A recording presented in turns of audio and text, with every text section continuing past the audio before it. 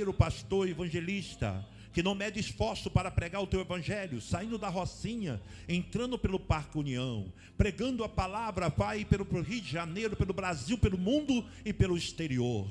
Eu, como sacerdote, eu abençoo o teu filho agora, Deus, que tu use ele poderosamente. Somos carentes de ti. Aqui tem líderes, tem pessoas, Pai, que têm experiência contigo, com teus mistérios e com as tuas grandezas, mas nós sabemos que teu nome é renovo, que nós vamos receber, Pai, novidade nesta manhã, que a tua glória, Pai celestial, vai resplandecer sobre cada um de nós e continua operando maravilha em nosso meio, em nome de Jesus. Amém. Vamos receber o Marcos com as palmas?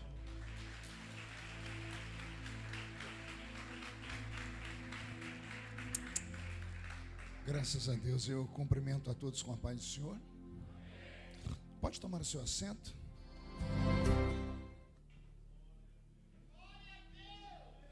Uma alegria estar de novo aqui nessa linda igreja, na ADUD, que é a minha casa aqui no Rio de Janeiro. Pastor Marcos Pereira, que é um ícone na nossa nação. A última vez que eu estive aqui, eu falei para ele de púlpito e falei com o coração aberto. Eu tenho orgulho de ter nascido na sua geração, de poder contar para os meus netos que eu vi Deus usar homens de uma maneira extraordinária, né? E eu tenho um respeito muito grande pelo Senhor, viu? Deus abençoe muito sua vida. Pastor Felipe, né? Felipe sempre, toda vez que eu converso com ele, ele me faz chorar, né? O menino podia estar trabalhando na Rede Globo, né? Bonito, que a uns Deus deu tudo, né? E para outros Deus não deu nada, né? Fazer, né? Teve um ali que até falou, é verdade. Deus te abençoe, viu, Felipe? Feliz da vida em rever aqui o meu querido apóstolo Carlos Silva, lá da Bahia. Estivemos juntos lá. A última vez que eu vi o senhor não tinha cabelo. Aí está acontecendo uns mistérios ali, né? Há um mistério. Ao cheiro das águas, a árvore cortada brotou, né? O bispo Edinaldo, meu grande amigo, com quem estive ali na quinta-feira, foi um lindo culto em Duque de Caxias, um grande irmão, me deu 2 livros que eu estou devorando eles. Deus te abençoe, viu, Edinaldo? E ao meu amigo deputado Paulo Ramos, deputado federal comigo, estamos trabalhando aí tentando fazer alguma coisa pelo nosso país, mas está difícil. Mas nós vamos chegar lá. Amém, igreja? Abra sua Bíblia comigo. No livro do Êxodo,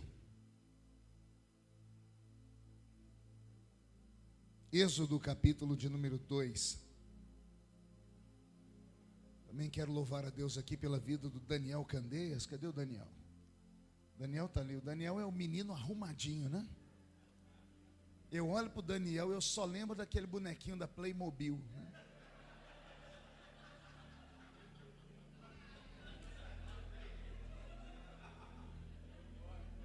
Você me deixou a noite inteira sem dormir, aguenta agora. Estou dando troco, né? Mas não é. Olha o cabelo dele como é que é arrumadinho. Tenta colocar a mão naquele cabelo. Você vai ver o inferno inteiro descer sobre a sua vida, né? É uma coisa extraordinária, né? Daniel é um grande amigo, é um filhão. Tem sonhos profundos aqui para o Rio de Janeiro. E Deus vai cumprir na vida dele coisas grandes ainda. A Nívia, né, essa criatura única. Toda vez que eu vejo o seu vídeo aqui, eu começo a chorar. Eu falei, eu não posso ficar vendo a Nívia, porque Deus toca o coração da gente mesmo. Que coisa linda é ver esse trabalho. Êxodo capítulo 2. E foi-se um varão da casa de Levi, casou-se com uma filha de Levi. A mulher concebeu, teve um filho, e vendo que ele era formoso, escondeu ele por 3 meses. Não podendo, porém, mais escondê-lo, tomou uma arca de juncos e o betumou com betume e ipés. E pondo nela o menino, a pôs nos juncos à borda do rio. E a irmã do menino postou-se de longe para saber o que lhe havia de acontecer. E a filha de Faraó desceu a lavar-se no rio, e as suas donzelas passeavam pela borda do rio. E ela viu a arca no meio dos juncos, e enviou a sua criada e a tomou. E abrindo-a, viu o menino, e eis que o menino chorava. Moveu-se de compaixão dele e disse: dos meninos dos hebreus é este.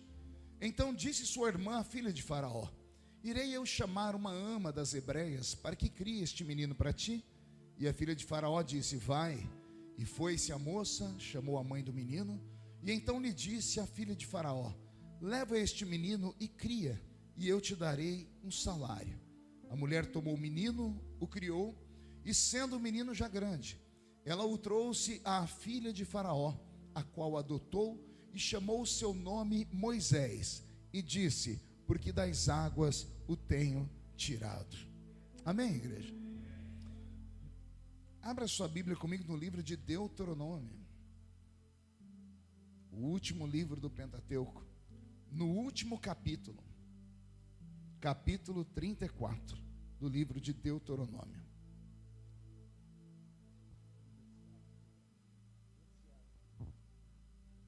Deuteronômio 34.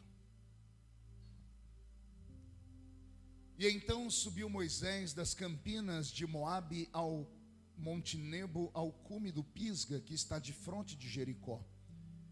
E o Senhor mostrou-lhe toda a terra, desde Gileade até Dan, todo Naftali, a terra de Efraim, Manassés, toda a terra de Judá até o mar último, e o sul e a campina do vale de Jericó, a cidade das palmeiras até Zoar. E disse-lhe o Senhor: esta é a terra que eu jurei a Abraão, Isaque e a Jacó, dizendo: a tua semente a darei, mostro-te para veres com os teus olhos, porém para lá não passarás. E assim morreu ali Moisés, servo do Senhor, na terra de Moabe, conforme o dito do Senhor. E então o sepultou num vale, na terra de Moabe, de fronte de Bet-peor, e ninguém tem sabido até hoje a sua sepultura. E era Moisés da idade de 120 anos quando morreu. Seus olhos nunca se escureceram, nem se perdeu o seu vigor. Amém? Fecha a Bíblia, incline a cabeça, por gentileza. Senhor, essa reunião é uma reunião especial, não é um culto comum, não é um culto evangelístico, não é um culto da família, não é um culto de domingo. É uma reunião com lideranças.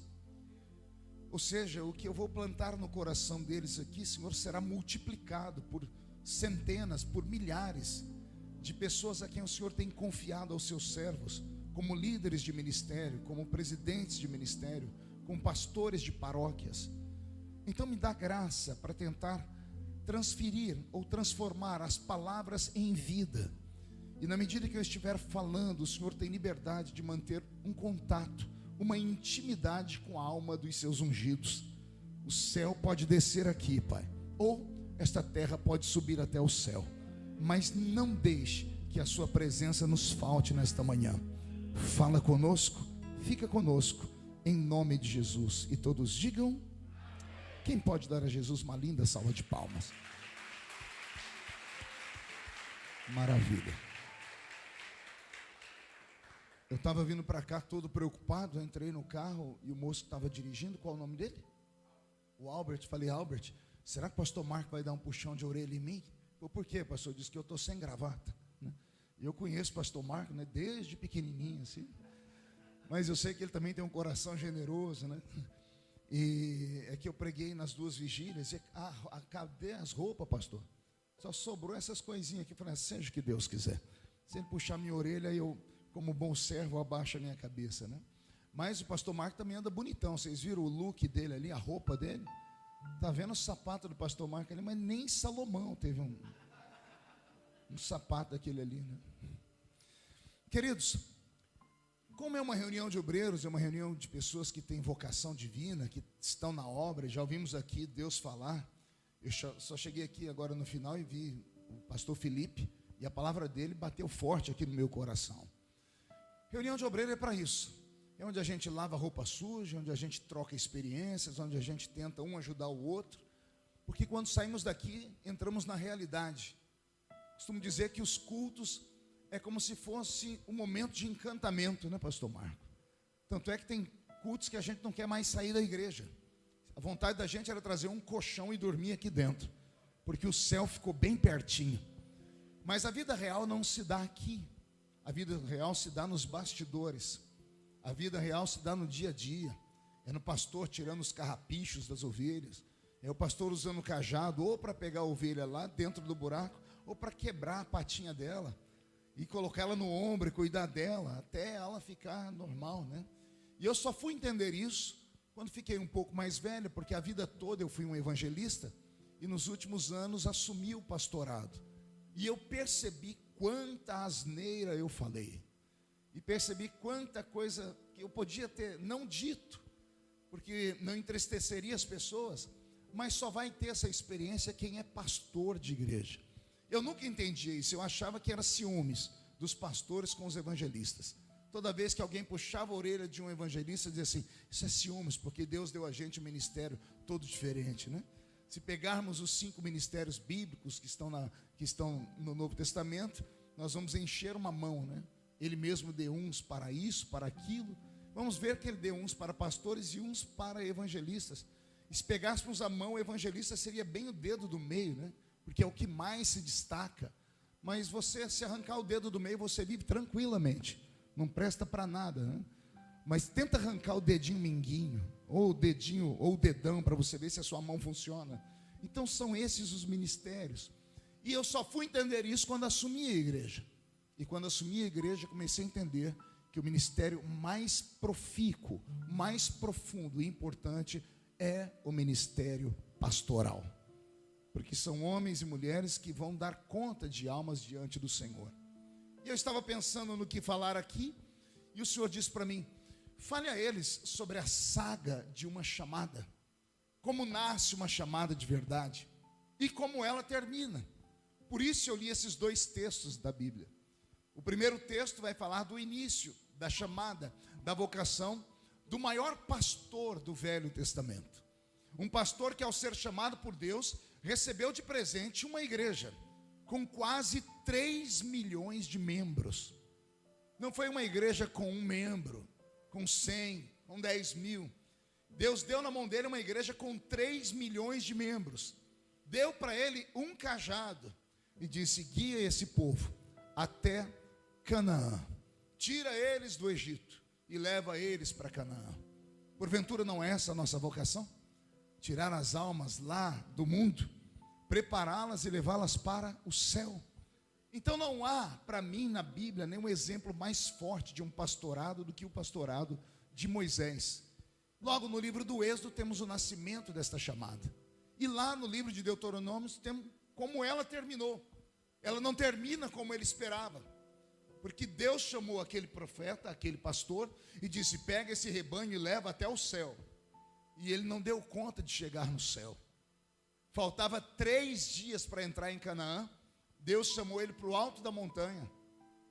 E ele no alto da montanha, com 120 anos, o Senhor disse: contempla o que está à sua frente. Ele olhou, forçou as vistas, deve ter dito: é? E o Senhor disse: é. Não brinca, não brinco. É a terra, é a terra. Aquela Moisés. Aquela que era só atravessar o deserto e 40 dias ia chegar lá, e o Senhor fez os 40 dias virar 40 anos. É essa terra, Moisés. Senhor, eu vou entrar nela daqui 3 dias, porque a distância aqui são só 3 dias. É a terra, é a terra. Então me dá licença que eu vou descer para preparar o povo. E Deus disse: não vai descer, Moisés. Por quê, Senhor? Porque eu vou matar você. Você vai ver com os olhos, mas não vai entrar lá. Então, às vezes, esse é o preço do ministério. É você fazer das tripas coração e no meio da caminhada não ter os seus sonhos realizados. Porque às vezes os sonhos de Deus são maiores e melhores do que o nosso. Memorize isso: os sonhos de Deus são maiores e melhores do que o nosso. Amém? Posso ouvir um glória a Deus? Roberto, mude a música. Como nasce uma chamada? Uma verdadeira chamada, uma chamada que vai impactar vidas, que vai mudar uma geração, que vai mudar o mundo. Eu pregava nesta madrugada, na última vigília, e dizia que existem homens e homens. Existem pastores e pastores. Existem pessoas que nascem de 100 em 100 anos. Algumas pessoas parece que o céu inteiro está virado para elas. Tudo que coloca a mão funciona. Deus pega daqui do monturo e coloca eles entre os príncipes. E outros o Senhor os usa, dá a eles experiência, mas não há destaque. Mas aqueles que se destacam é porque parece que receberam uma unção poderosa demais. Então existem pessoas e pessoas. Moisés é uma dessas pessoas que que nascem de 100 em 100 anos. E alguém pergunta, o que Deus viu neles? Não há explicação. Porque se você ficar cara a cara, vai ver que a pessoa é feita da mesma matéria que você. A pessoa é falha como você, cheia de defeitos como você, mas aprove ao Eterno olhar para aquela pessoa e dizer, vai ser ela. E por quê? Porque Deus tem mistérios com os homens. Eu vejo o mistério do pastor Marco e eu dou risada. Eu fico vendo ele fazendo aquelas loucuras, botando um bandido com uma arma apontada para ele, e ele com uma arma invisível, fala, tei, tei, tei, tei, e o camarada cai com a arma e tudo para trás. Eu dou risada. Mas não é de deboche, é de encanto. Porque eu fico vendo como é belo o chamado de Deus. Como Deus pode pegar seres humanos que estão aqui nesta reunião, que vieram aqui apenas para um simples café, e quando terminar isso aqui, virar você em um ser humano tão extraordinário, que quando você voltar para a sua congregação, para a sua paróquia, quando você voltar a pregar o mesmo sermão, vai haver um movimento tão diferente, que os membros da igreja vão falar, de onde é que o Senhor tirou isso? Aí você vai falar, mas eu prego isso a vida inteira, dizendo, não, tem algo diferente. Esse algo diferente é uma marca que Deus vai deixar na sua vida. Isso se você alcançar aquilo que Ele quer que você alcance. Todas as vezes que eu leio a história de Moisés, eu me emociono muito. Porque Moisés é uma criança que vai nascer num tempo onde o faraó mandou matar todos os meninos. Ele não era o primeiro filho da família, era o terceiro filho.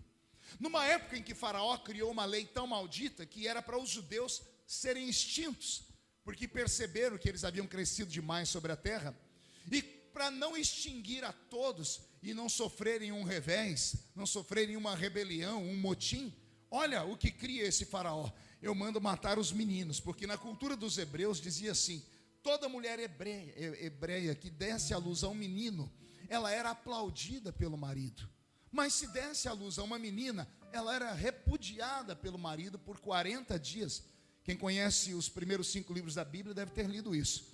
Quando uma menina nascia, a mulher ficava 40 dias impura. Quando nascia um menino, era só 8. Jesus foi apresentado no templo com 8 dias de nascido. Mas uma menina, a mulher ficava num resguardo de 40 dias. Até os dias de hoje em Israel, os judeus ortodoxos, aqueles que usam aquela roupa escura, a mulher deu à luz a uma menina, a primeira coisa que ele faz é ir para a sinagoga pedir perdão a Deus pelo pecado que ele cometeu. Porque ele acha que Deus está punindo ele por ter dado a ele uma filha mulher. Porque no Velho Testamento, o valor de uma mulher, Paulo Ramos, equivalia à condição dela gerar filhos ou não. Se ela desse filhos ao marido, ela era aplaudida. Se não desse filhos, é como se ela fosse amaldiçoada. E a lei deixava o marido arrumar outra mulher só para dar à luz a um filho para ele. Então a mulher não tinha valor nenhum, porque era um sistema extremamente machista, no mundo extremamente antigo, e lá no Oriente Médio, ainda aos dias de hoje, é assim. Aí vem Faraó e olha a ideia dele, eu mando matar os meninos, mas não deixo matar as meninas, então vão ver que eu não sou tão mau assim. Só que os judeus não querem ter filhas, e como eles não têm método contraceptivo, e também não sabem ver o futuro, o que vai acontecer com eles? Se nascer menino, vai ter um assassinato na minha casa. Se nascer menina, vai ter uma vergonha. A mensagem enviada para o coração dos hebreus aprisionados no Egito era essa: vocês não podem mais se casar.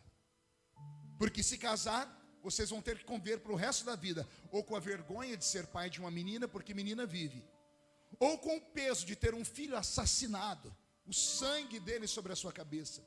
Há uma maneira de não ter o filho assassinado e de não ter vergonha. E qual era? Não casem mais.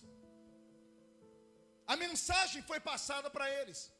As tribos que deixavam seu filho da tribo de Dan casar com a tribo de Benjamim, porque eles não se misturavam com os egípcios, não podiam mais se misturar, porque ninguém queria nem sangue nem vergonha. Olha a mensagem que Satanás plantou no coração desse faraó. Ele diz, está resolvido o problema, com o tempo não vai nascer mais menino nem menina, eles vão morrer, vai acabar a história, e acabou o povo hebreu. E o diabo rindo no inferno, pergunte por quê? A profecia de Gênesis 3:15 nunca vai se cumprir, porque da semente da mulher nascerá um que esmagará a cabeça dele, e a semente vem de Abraão. Mas se acabam as famílias, acabou a semente, Jesus não vai nascer. É isso que está por trás dessa história. E como as tribos não têm mais coragem, porque veja só, as 12 tribos de Israel, a mais velha era a tribo de Rúben, porque Rúben é o filho mais velho, e a tribo mais nova é a tribo de Benjamim. A tribo mais famosa é a tribo de Judá, porque é dela que vem o leão da tribo de Judá. Sim ou não? A gente até faz música, canta leão da tribo de Judá, porque eram as tribos principais. Quando acontece um problema numa família, o filho mais velho se levanta para resolver. Sim ou não? O filho mais velho, a tribo mais velha não teve coragem, pastor Marco. Rubens se acovardou e disse: não vamos casar, não queremos vergonha nem sangue. Quando o filho mais velho não vem, a rapinha do tacho mais novo, como é muito afoito, diz assim: então eu vou resolver o problema. A tribo de Benjamim também não levanta.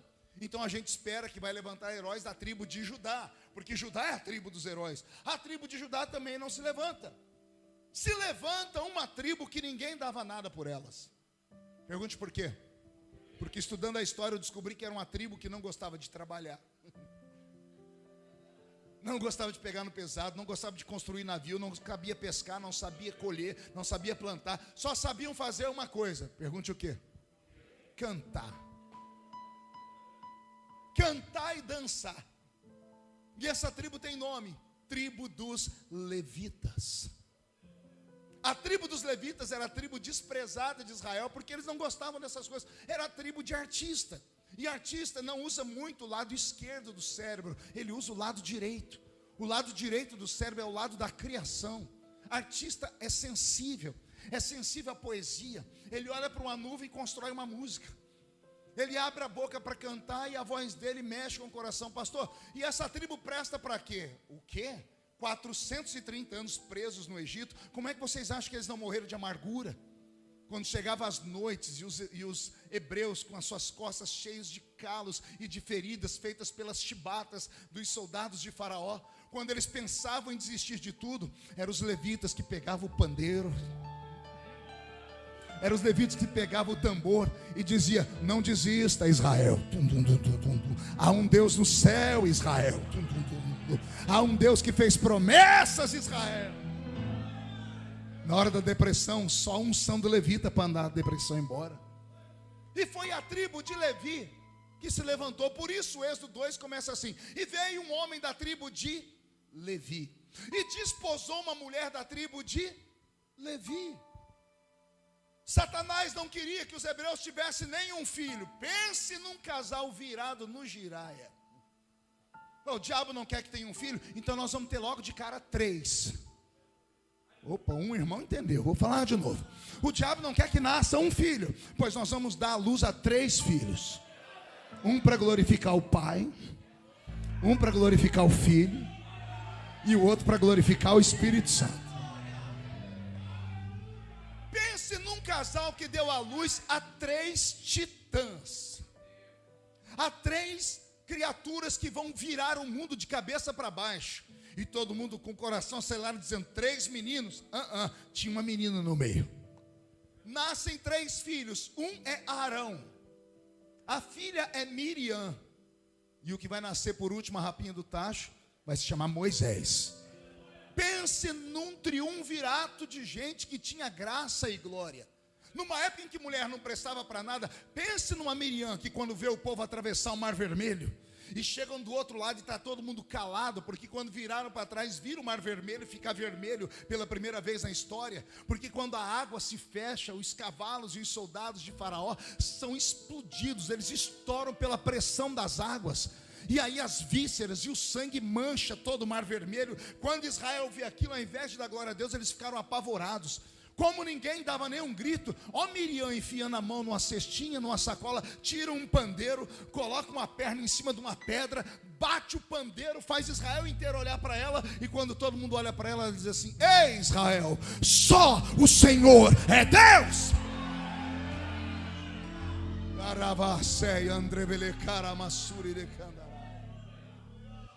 Então veja só, em tempos de crise, Deus levanta o improvável. E é do improvável que nasce o avivamento. Eu vou desenhar uma cena e quero que você entre dentro dela comigo. Imagine agora, no fim do dia, quando o sol está se pondo, eu quero que você veja 2 seres humanos que mais parecem 2 figurantes daquela série americana chamada The Walking Dead. 2 zumbis. Estão vindo os dois. A silhueta deles é horrível, porque eles são magrelos, cadavélicos, encurvados, pele queimada, ressequida, mãos cheias de calo. É um homem e uma mulher. Eles se encontram em certo lugar da estrada e entram na sua casa, que era só uma tenda feita de pele de animais. Quando entram dentro da tenda aquele luxo que não existe. Tem 2 crianças jogadas no chão, um menino e uma menina, uma mesinha de madeira, em cima um menorá, uma espécie de lamparina, 2 cuias. Dentro das 2 cuias, o trabalho do dia, o salário do dia. 2 sopas, uma espécie de lavagem, feitas por aqueles soldados de Faraó que traziam da mesa dele o resto das suas comidas. Acrescentavam água e era essa a ração dos hebreus escravizados no Egito. Para beber, água barrenta do rio Nilo. O marido e a mulher sentam na mesa, as crianças deitadas. O nome do homem é Anrão e o nome da mulher é Joquebede. Ele come como um leão, está esbaforido, cansado e esfomeado. A mulher mexe a sopa para lá, mexe a sopa para cá. Ele olha e diz assim: não vai comer não, filha, você precisa comer que nós temos que trabalhar amanhã. Ela diz: eu estou estranha. Ele já olha para ela: está estranha por quê? Eu estou sem fome. Ele diz: é impossível a mulher não ter fome e trabalhar como você trabalhou. Você fez o trabalho de uma jumenta hoje, carregando água da beira do rio Nilo, misturando com barro para fazer os tijolos do Egito. E ela diz: mas meu estômago não está bem. Como assim, Joquebede? Eu tive ânsia de vômito o dia todo. Aham, para de comer, olha para ela e diz assim: filha, não brinca. Pois é, meu bem. De novo. Grávida. Filha, nós sofremos para esconder esse Arão. Esse menino quase custou a nossa vida, porque não podia ter nascido. Essa menina quase custou a nossa vida e a nosso nome, a vergonha. E agora vem o terceiro e diz: mas meu filho, não sou eu que mando em mim, não. É Deus. E se Deus mandou, Ele vai dar um jeito. Aleluia. Pode imaginar os dois parando de comer e dobrando o joelho. E Anrão fazendo uma oração. Olha que oração esquisita: Senhor. E ele põe a mão na barriga de Joquebede: que venha uma linda menina. E por dentro ele dizendo: menina não. Porque menina é vergonha. Mas se vier menino, ele pode não sobreviver. E vai ter sangue. Então ele é obrigado a fazer uma oração contrária à sua natureza. Senhor, menino não, que vem uma linda menina. E os próximos meses, ele e a mulher vão profetizar para aquela barriga com nomes. Porque todo pai, toda mãe escolhe nome para os filhos antes de nascer. Sim ou não? Vou perguntar de novo, sim ou não? Sim. Vai nascer, a pessoa já sabe, ó, se for menino vai chamar tal, se for menina vai chamar tal. No dia de nascer a criança, entra uma parteira egípcia dentro daquela tenda. Os meninos, Arão e Miriam, saem. Anrão, nesse dia não vai trabalhar, fica do lado de fora porque vai nascer uma criança. Ele está aqui do lado de fora olhando para o céu dizendo: que vem uma linda menina, que vem uma linda menina. Lá dentro Joquebede fica de cócoras, porque era assim que as hebreias davam à luz, pastor Marcos, sentadas de cócoras. A parteira começa a fazer a sua parte, Joquebede faz a sua força, as suas entranhas se abrem. Um grito de dor, porque o parto normal é uma dor lancinante. Quando ela grita de dor, Anrão do lado de fora diz: nasceu uma linda menina. E de repente, outro grito dentro da tenda, que faz Anrão e os filhos entrarem correndo. Porque não era um grito de alegria, também não era um grito de dor, era um grito de desespero. Era Joquebede gritando com a parteira: não. Pergunte: não o quê? Não mate o menino. O cutelo, a faca que ela ia usar para cortar o cordão umbilical, Bispo Carlos, ela colocou no pescoço do menino, um bebezinho. E quando ela vai matar o menino, Joquebede, com as suas entranhas dilaceradas, ajoelha aos pés da parteira. Aí entra um judeu. Judeu não dobra o joelho para ninguém, mas Anrão dobrou o joelho nos pés de uma egípcia e implorou: não mate o nosso filho. A parteira está dizendo: Sou obrigada, senão quem morre sou eu. E quando ela vai matar a criança, o céu se abre. Deus estende o dedo e toca no coração da parteira. Deus coloca um temor tão grande no coração da parteira que a faca não perde o corte. A faca não corta o pescoço do menino. O corpo dela se arrepia. Ela sente naquele dia mais ou menos o que nós estamos sentindo aqui. Eu estou com o meu corpo todo arrepiado. Deus está aqui. Um temor. É como se algo assombrasse a parteira. A parteira pega a criança e põe na mão da Joquebede agachada. A parteira vai saindo dizendo assim: eu não vou matar, mas era melhor ter nascido morto. Porque se ele ficar vivo e alguém aqui fora descobrir, não vai morrer só ele. Vai morrer ele, Arão e Miriam. A parteira vai embora. Arão e Joquebede, que era para ser o momento mais feliz da vida, ora aquela pequena criatura. E começam os problemas da chamada. Pergunte quais. Você consegue imaginar uma criança que vai viver por um tempo e não vai ter nome? Você consegue conceber a ideia de um pai ou uma mãe dar à luz a um filho e não colocar nome nele? É o único menino da Bíblia que o pai e a mãe não colocou nome nele. Tem lá no Novo Testamento alguém que Deus escolheu e botou o nome que é João, mas no Velho Testamento o pai e a mãe não colocam o nome nele. É só uma cria. E essa criança fica em casa. Eles não podem dizer para ninguém, porque vizinhos tiveram seus filhos mortos. E se um vizinho souber que tem uma criança viva, um menino, vai contar: porque só morre o meu filho, não morre o filho deles. Eles tiveram que esconder essa criança no meio daquelas peles. E detalhe, Arão e Miriam e Joquebede tiveram que voltar para a escravidão, para o trabalho, e deixar na mão de uma menina de 8 anos para cuidar. Não deram o nome para o menino. Pergunte por que não deram. Acreditavam que o menino ia morrer. Pergunte por quê. Porque tiraram dele 3 coisas que nunca pode ser tirado de uma criança. Primeiro, tiraram dele a oportunidade de se comunicar. Bebês se comunicam. Fala uma língua que só a mãe entende. É a língua do choro. Pai está com a criança todo dia, começou a chorar, pega, tó. Não é assim, senhoras? O pai fica brincando, quando abriu a boca a chorar, já dá para a mãe. A mãe olha, escuta o choro e a mãe interpreta choro. Ela sabe se é de dor, se é de fome. Ela sabe se a criança tá estranha. O choro é uma linguagem que mãe interpreta. Esse menino não pode chorar. Pergunte por quê? Se chorar e o vizinho na tenda do lado escutar, vão querer ver a criança. E se for ver a criança e ver que é um menino, morte na casa. Morte para a parteira e para a família inteira. Então essa criança, ela é obrigada a ficar com um pano enfiado dentro da boca. Porque ela não pode chorar. E se ela não pode chorar, ninguém sabe o que ela está sentindo. Se é dor, se é cólica, se é fome, se é frio, se é calor. Tiraram desse menino a oportunidade de chorar. Segunda coisa que uma criança precisa ter: a luz do sol. Todo ser vivo precisa da luz do sol. O sol tem vitamina D, é vida.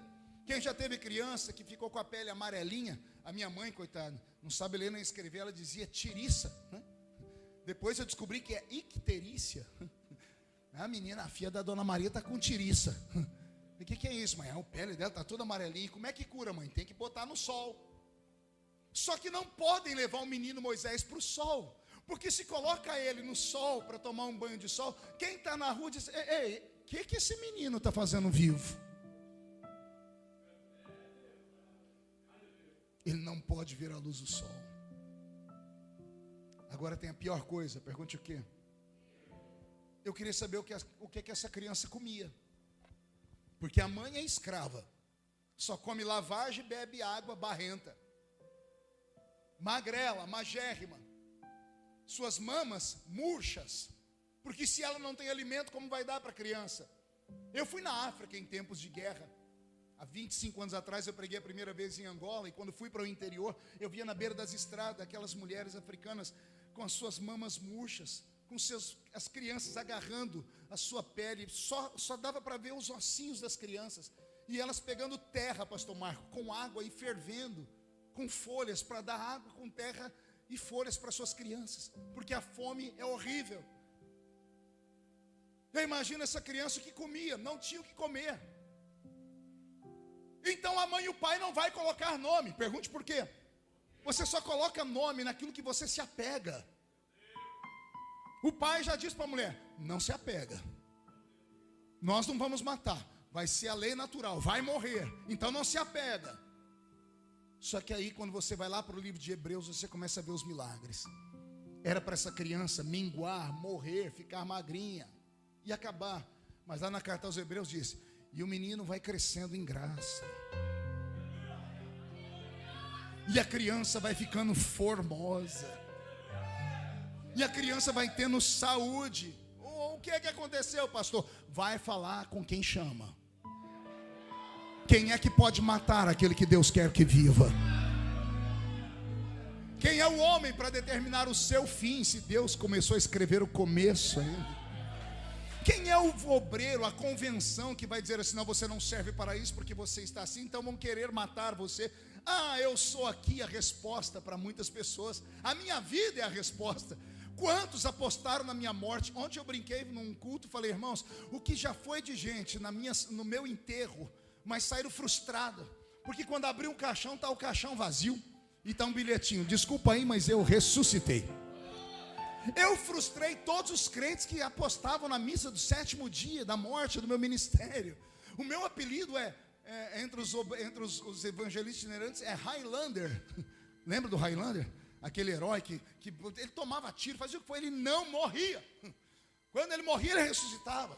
Por quê, pastor? Porque não foi o homem que me escolheu. Porque não foi a igreja que me quis. Não foi a convenção que acreditou em mim.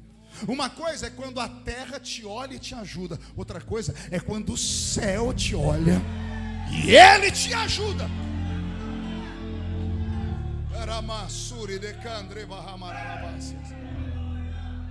Antes de continuar a história, aqui começa a sua história. Muda a música, Beto. Porque tem pessoas aqui dentro, obreiros, que de vez em quando se questionam: por que a minha vida é só sofrimento? Porque desde criança eu só sofro. Da sua vida eu não posso falar porque eu não te conheço, eu posso falar da minha. Eu nasci com 8 buracos feitos na cabeça pela agulha de tricô da minha mãe. Minha mãe tinha uma clínica de aborto. Só Deus e ela sabem quantos bebês ela mandou para o céu. E ela engravida de um homem casado. E eu sou fruto do adultério. Minha mãe foi 3 vezes para o hospital, porque foi 3 vezes sangrando por causa das agulhas de tricô. Na última, o médico disse: não tenta mais nada, porque já está encaixado. Se morrer ele, morre você também. Minhas tias me contam que um dia minha mãe em casa, num desespero, ela começou a esmurrar a barriga e dizer: por que eu não mato essa desgraça que está dentro de mim? Eu entendo ela hoje. Não tenho raiva não, eu perdoei ela. Porque era uma menina, não tinha temor a Deus, não sabia de nada. Imagina, há 48 anos atrás, uma mulher solteira. Hoje tem gravidez independente. Há 48 anos atrás era vergonha para a família, para a sociedade. O nome da minha mãe era prostituta. Então no desespero ela diz: por que não morre? Minhas tias não eram crentes, mas não precisa ser crente para ver um milagre acontecer. Minha tia disse: Lúcia, se ele não morre é porque alguém lá em cima.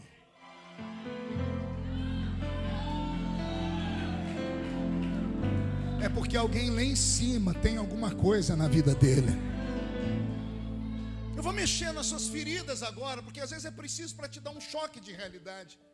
Você lembra aquilo que a sua família falou para você? De quase. Você só está vivo, mas quase. É um objeto que caiu em cima de você. Você caiu dentro de uma cisterna. É o carro que bateu em você. É os tiros que você trocou. Todo mundo morreu. Você está vivo, você diz: nossa, foi sorte. Não foi. Não foi sorte. Era Deus começando a sua chamada. E por que eu sofro tanto, pastor? Porque o diabo um dia olhou para o céu e para o seu azar. Ele olhou e viu o céu aberto. E Deus debruçado na janela do céu, olhando para você. Pastor, isso aí é fábula, né? Não, não é fábula, é Bíblia. Você nunca leu a história de um homem que a Bíblia diz assim: e veio o diabo de se andar pela terra, e Deus disse para ele: viste tu o meu servo Jó? Tinha milhões de pessoas, mas naquele dia Deus disse: dá licença, eu quero olhar para uma criatura só. Ô Jó. E o diabo viu Deus olhando para Jó. A raiva e a ira do diabo foi tão grande, porque o diabo não sabe o futuro, mas ele é um psicólogo por natureza. Ele derrubou o primeiro homem, gente. O primeiro homem criado na terra, ele derrubou. O diabo não sabe o futuro porque ele não é onisciente, mas ele trabalha com psicologia alta. Basta ele olhar para você e ver o jeito que você olha, a maneira que você fala, a postura da sua voz. Ora, a pessoa que mora com você, não precisa ter revelação. A mulher diz assim: ó, não converse com ele não, que ele não está bom hoje. Você sabe exatamente como a sua filha está, porque se nós temos essa psicologia, imagina o diabo. Aí o diabo olhou para o céu e viu Deus olhando para você. Só que ele achou estranho. Pergunte por quê? Você não tinha nascido ainda. Ele viu Deus olhando para sua mãe, para o seu pai, e disse: por que o senhor está olhando tanto? Daqui a pouco há uma criança sendo gerada. E aí vem gente que carrega traumas, dizendo assim: ah, eu nasci de um aborto mal feito.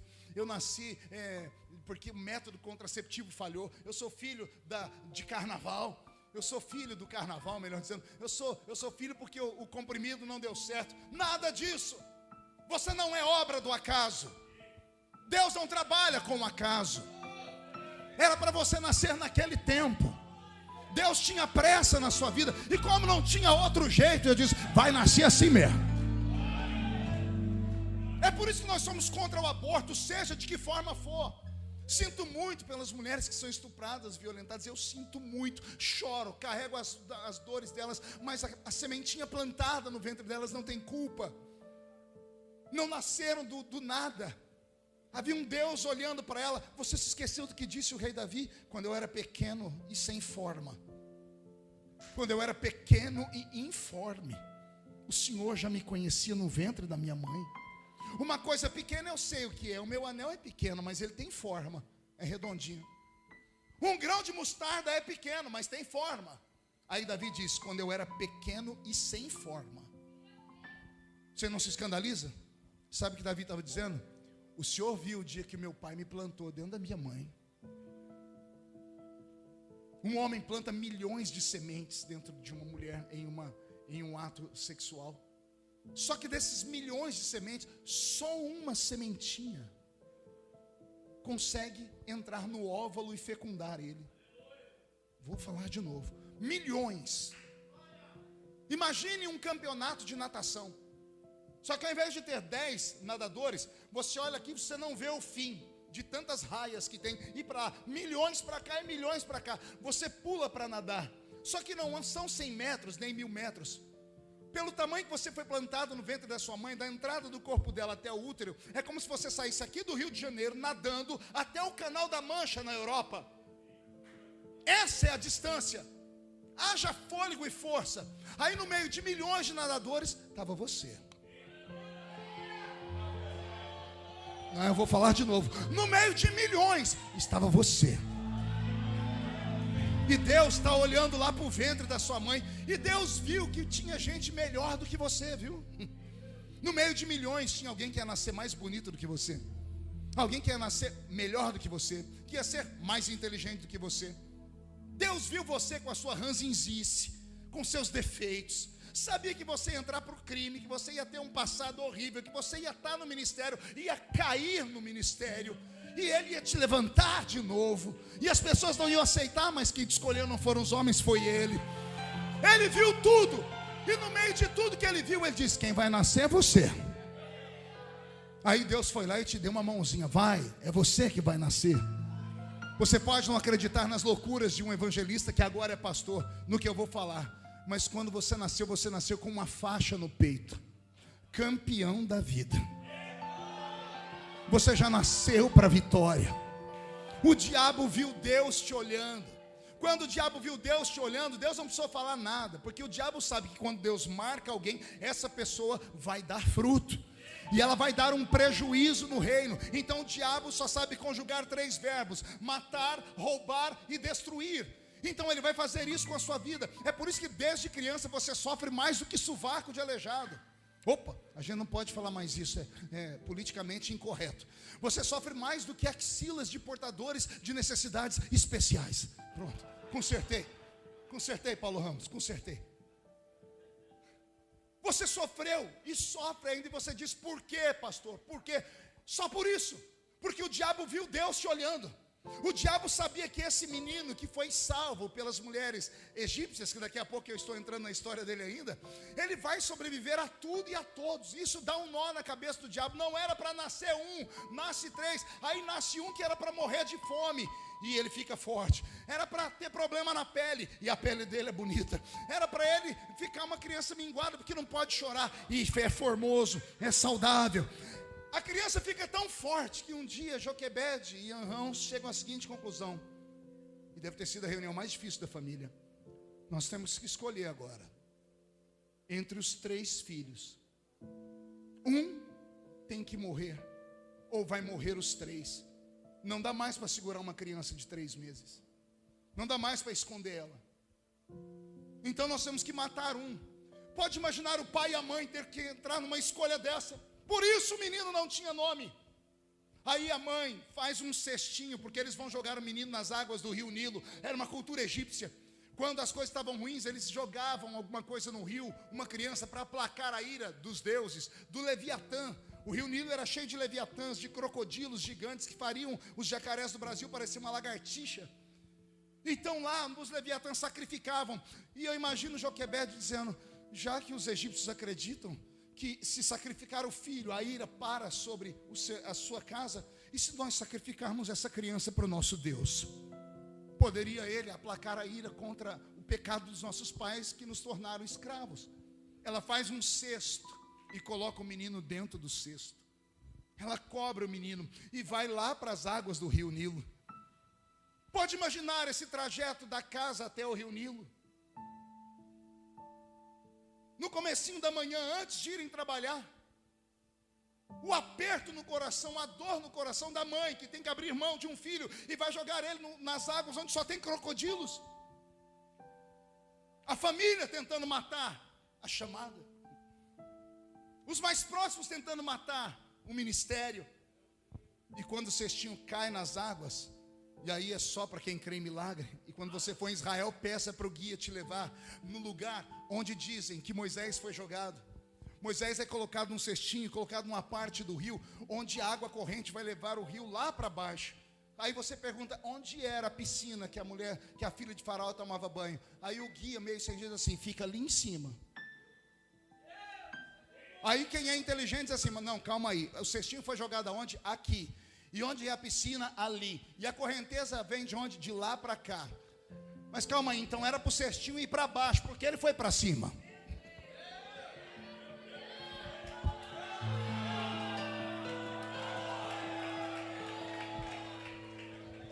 O cesto era para ir para baixo, mas ele pegou o caminho inverso.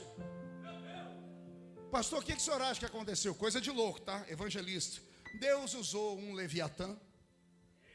Lá vem um crocodilo com a boca aberta para o cheiro da criança, cheiro de criança nova. Ele vem com a boca aberta para comer a criança. Onde é que você acha que o anjo que fechou a boca dos leões fez um estágio antes? O anjo que fecha a boca dos leões primeiro fez um estágio fechando a boca de crocodilos. Aí o crocodilo que veio para comer a criança, a boca dele fecha. Aí ele, em vez de comer, ele empurra o cestinho. E ele não sabe para onde está indo, mas ele está empurrando contra a correnteza. É assim que acontece com quem tem chamada. Te jogam no lugar para te matar, o que era para te matar te dá vida. Te jogam para ir para lá, vem a correnteza contrária e te leva para cá. Te jogam para te destruir, ó Deus te levantando, construindo a sua história.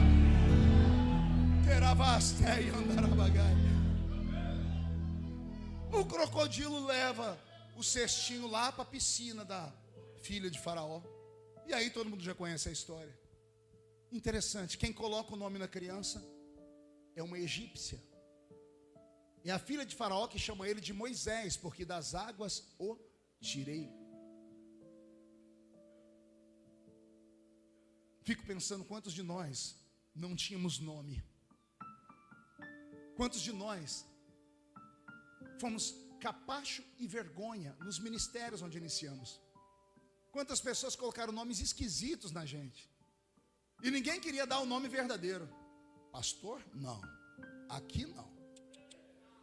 Para ser pastor tem que passar por isso, por aquilo. Negaram o nome porque acreditavam que você ia morrer. Aí como um Zé Mané Ralé não te dá um nome, vem uma princesa. Ai meu Deus, olha que coisa bonita. Como os Zés Manés da vida que acham que são donos da sua história não te dão nome, aí vem uma princesa e te dá um nome. Quantas vezes no início do meu ministério, pastor Marco, eu comecei a pregar como diácono. E o ministério onde eu congregava não acreditava na minha chamada, mas nem a porrete. E aí eu ia pregar, e como eu comecei a pregar, eu fiz umas fitinhas cassete. Eu falei, o que eu coloco aqui? Diácono, Marco Feliciano. Quem quer escutar um diácono? Ainda mais aí no estado de São Paulo, falou em diácono e já acha que é um diacho. Então, aí fui eu que inventei esse nome. Eu vou colocar aqui, conferencista. Fui o primeiro conferencista do Brasil, porque eu escrevi na fitinha cassete, conferencista. E o pessoal ali disse, você confere o quê? Aí eu explicava, não, conferencista é quem dá palestras e tal. E eu comecei a pregar como conferencista. Jesus começou a me usar. Aí onde eu ia, um dia eu falei, eu sou conferencista. O pastor disse, você é pastor. E todo lugar que eu ia, está aqui o pastor Marco. Os que deram vida a mim não me chamavam de pastor, mas a princesa do Senhor, a noiva, a igreja começou a me chamar de pastor. Até que o meu nome começou a ir parar nos principais congressos do Brasil. E um dia eu tive a bênção e a tristeza de ter o meu nome num cartaz junto com o presidente da Convenção Geral das Assembleias de Deus do Brasil, né? Porque era o pastor José Wellington Bezerra da Costa. Estava ele, Napoleão Falcão, Napoleão no auge, eu menino começando, e estava lá, pastor Marco Feliciano. Foi uma alegria, eu guardo o cartaz até hoje. Tristeza depois.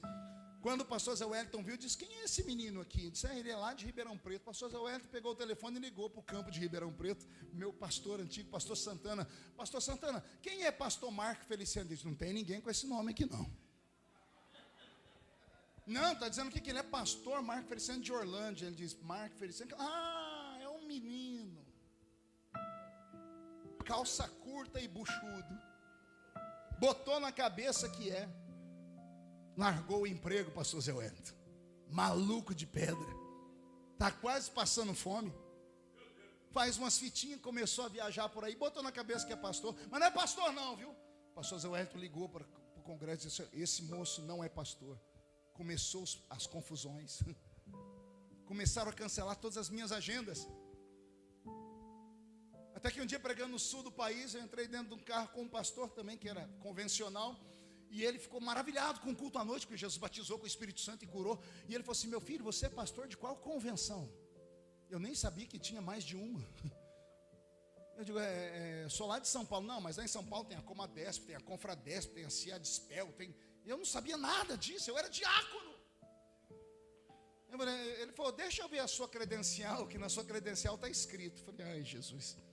E dei minha carteirinha de diácono. Quando ele viu o diácono, ele quase bateu o carro. Ele parou o carro, me leu um sermão, disse, você é um mentiroso. Eu disse, nunca menti. Você disse que era pastor. Eu disse, eu nunca disse que era pastor. Como assim? Quem diz é a princesa. Ninguém colocou nome em mim. Quem me deu nome foi a princesa que me achou.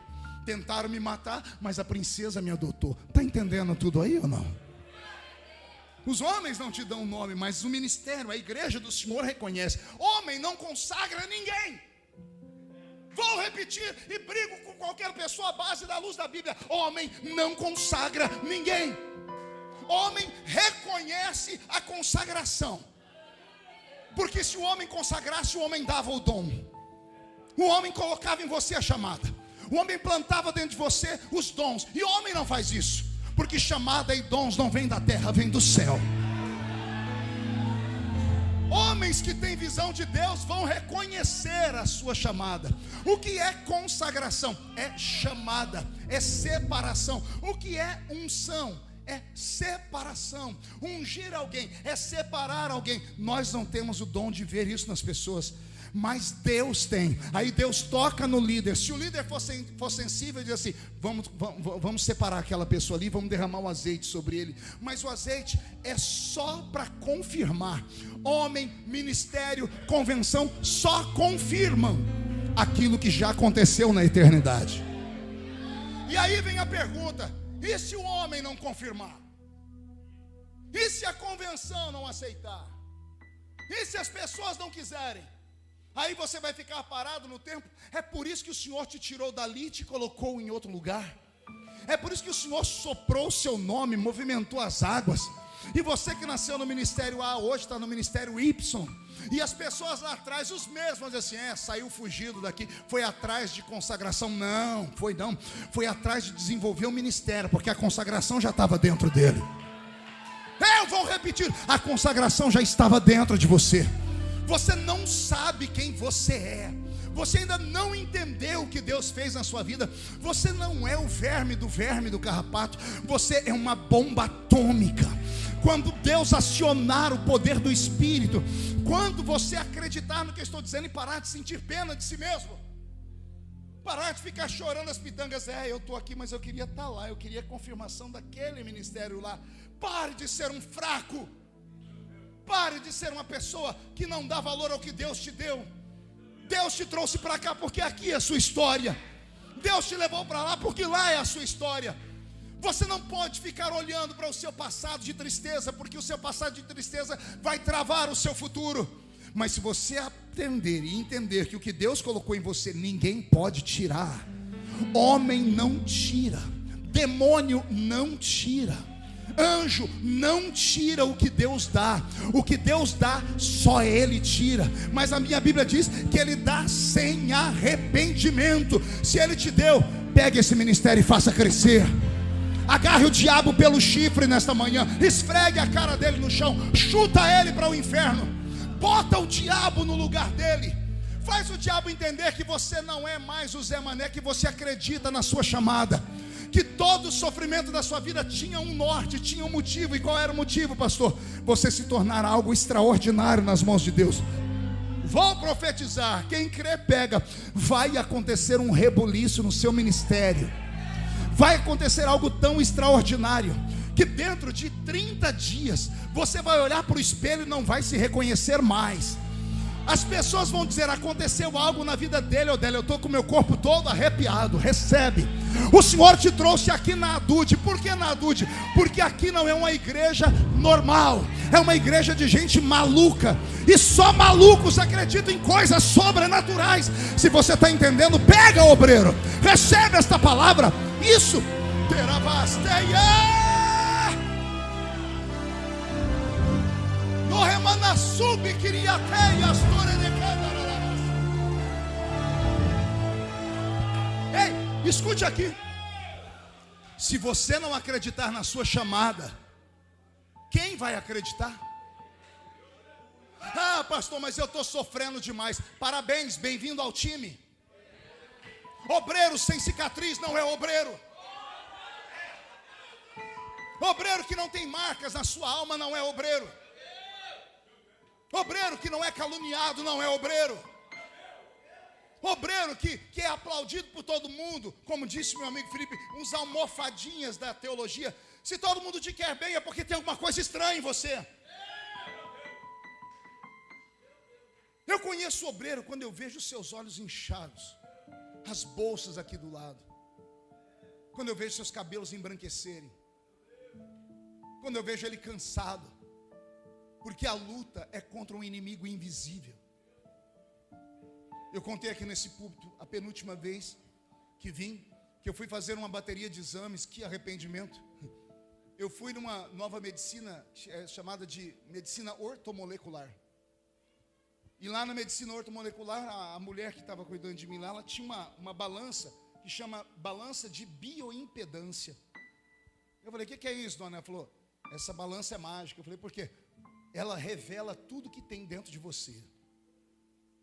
E eu subi na balança, tem que tomar água antes, ficar seminu. Ela tem um guidão aqui, parece de bicicleta.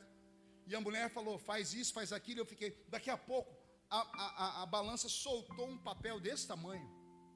Ela avaliou o meu corpo inteiro. A mulher disse, senta, porque o que eu vou te falar não é nada bom. Eu falei, por quê? Você por fora é um homem de 40, na época 46 anos. Por dentro, você é um homem de 70 anos. Quando ela disse isso, quando eu fui rir, o Senhor me fez lembrar de um livro que eu li chamado Pentecostes Sem Limites, escrito por um pastor carioca que foi filho de um missionário que criou uma grande igreja aqui no Rio de Janeiro e morreu antes dos 50 anos, pastor Robert McAllister, fundador da igreja de Vida Nova, filho do primeiro americano branco batizado com o Espírito Santo no avivamento da Rua Azusa, nos Estados Unidos.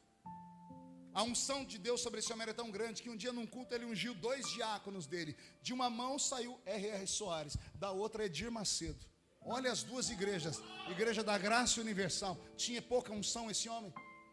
Esse homem teve um problema no coração e colocou uma ponte de safena, a cirurgia mais simples que existe. Na hora de trocar a ponte de safena, porque venceu, foi para os Estados Unidos, porque o pai era americano, lá a medicina mais avançada. Deitaram ele na cama. Quando abriram o peito dele, Edinaldo, por dentro, ele era um homem de 80 anos. Os órgãos dele haviam envelhecido. E eu perguntei para a doutora, o que faz os órgãos envelhecer? Ela disse, mágoa, sofrimento, angústia, traição, espancamento, sentimentos que afloram e o pastor não pode contar para ninguém, então ele guarda. O crente tem o gabinete para ir lá conversar, e o pastor tem quem? Não dá para contar nada para mais ninguém. No estado de São Paulo tínhamos um grande pregador, não vou dizer o nome dele por respeito, um grande líder. Teve um problema no ministério, ele ligou para o melhor amigo dele, me ajuda. Isso foi 8 horas da noite. Às 8 horas da manhã, o Brasil inteiro sabia o que ele tinha feito. Eu fui visitar ele, ele rolava na cama de um lado para o outro aos gritos, arrancando os cabelos, dizendo, eu só sei pregar, eu não sou uma máquina, eu sou um ser humano, eu falhei, mas não há misericórdia. Mágoas, angústias, tristezas vão se alojando aqui dentro. A doutora disse, viva mais com a sua família. Eu disse, o reino? Ela disse, o reino tem outros para fazer. Viva mais com a sua família. Curta um pouco a sua vida. Não é indo para campo de bola, viva um pouco. Porque o obreiro respira só reino, reino, reino. Tudo é reino. E às vezes o pagamento é triste. Eu estou diante de um sobrevivente aqui, pastor Marcos. Às vezes que eu lembro da sua história, pastor, eu choro, porque eu vi em loco, eu acompanhei. E eu fico imaginando como o coração das pessoas é ruim. Você se desdobra, você dá a vida pelas pessoas, e daqui a pouco elas vêm e te traem. Se ele não acreditasse no ministério dele, ele tinha vendido tudo isso aqui, vai curtir a vida lá em Cancún. Dá para desfrutar a vida, mas não, está aqui no altar pregando para nós. O que é isso? Chamada. Ele acredita na chamada dele. Eu só estou em pé porque eu acredito na minha. Se você não acreditar na sua chamada, quem vai acreditar? Vou repetir, se você não acreditar que foi Deus que te levantou, quem vai acreditar? Precisa da afirmação de quem? Manda para o inferno essas coisas que ficam te atormentando. Você só precisa do céu te aprovar. Se o céu está dentro de você, pegue na mão de Deus e vá saltar muralhas. Pastor Marco, literalmente eu estou ouvindo barulho de espadas aqui. Há uma guerra aqui no céu. Anjos e demônios, e não são anjos comuns, não são anjos que cuidam de membros, não. São anjos que são potestades divinas do céu. Anjos generais que cuidam da sua vida. Anjos que são cheios de cicatrizes porque lutam pela sua história com os demônios. Alguns entraram aqui dentro dizendo, é meu último dia, vou entregar tudo. Aí o Senhor me trouxe hoje aqui só para te falar, ei Moisés, vão tentar te matar, vão tirar o alimento da sua boca, não vão deixar você ver o sol, vão tentar te jogar para a ribanceira, mas o Senhor vai usar até o inimigo para te soprar, para te levantar. E você não vai ser criado no lixo, vai ser criado no palácio. vai ser criado com coisas boas. Você só sofre porque tem uma chamada.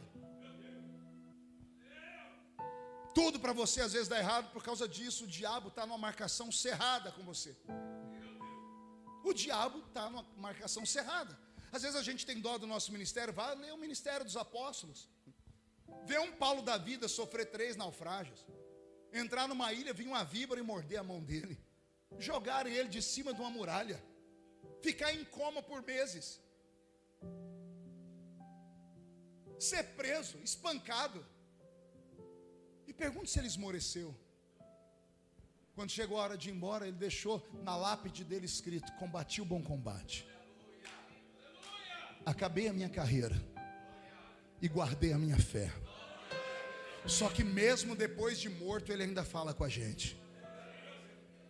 O legado que ele deixou está aqui na palavra. É ele dizendo: não desiste do ministério. É com sofrimento e dor. Você pode ser Moisés, mas a unção de Deus não te blinda do sofrimento. Lembra que eu disse no início da pregação que o culto parece uma fantasia? Porque no culto Deus vem e nos municiona com unção, com graça. Você entra no mistério, pula, grita, fala em línguas, canta. Aqui é o melhor momento. Mas aí a gente sai daqui e vai para a vida de verdade. E quando a vida de verdade bate na nossa porta, às vezes a gente quer entrar dentro de uma caverna. É lindo quando a unção vem e você mata 850 profetas. 400 de Baal, 450 de Azera. Você é o herói, é o campeão. No dia seguinte, a unção foi embora. Aí vem um mensageiro e diz assim: a rainha mandou dizer que você vai morrer. O homem que matou 850 pessoas num dia, no outro dia está correndo para dentro de uma caverna. E dizendo: me mata, senhor. Uai, quer morrer? A mulher falou que vai te matar, fica na frente dela. Não, me mata, Senhor. Está entendendo?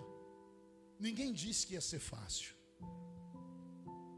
Ninguém disse que ia ser normal. Aguenta. A perseverança vai te dar o fruto que você espera.